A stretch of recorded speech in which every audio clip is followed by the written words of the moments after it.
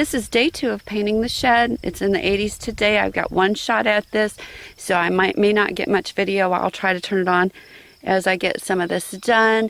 It's supposed to be in the 90s the rest of the week. It's been raining before this, so I'm going to be in a hurry. Side 2 done.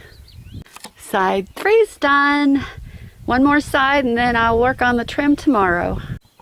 Well, side 4's done. I'm going to call it a wrap. It's about time I get rid of my crappy brush. This was my my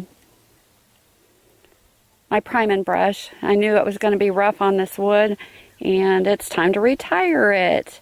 See you tomorrow. Okay, I've got the shed painted. The trim's done. It's been a scorcher out here. I started early. Put the sun on this side. I've had that for probably 10 years and no place to put it. And my water barrels will go on this side once I get the downspouts put on. I would love to put a window right there, but the one I got is too big. So I'm going to have to buy one. I priced them out at $40 at Menards. I do have several tips. When you're working in the heat, be sure and stay hydrated.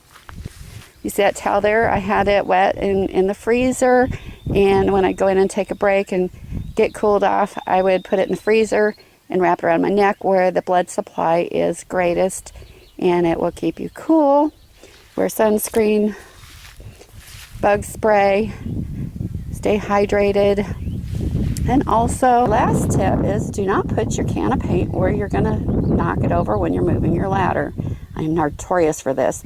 I'm just really glad that this was a $5 can of clearance paint, because the lid around the top was all messed up and they said you wouldn't be able to reseal it.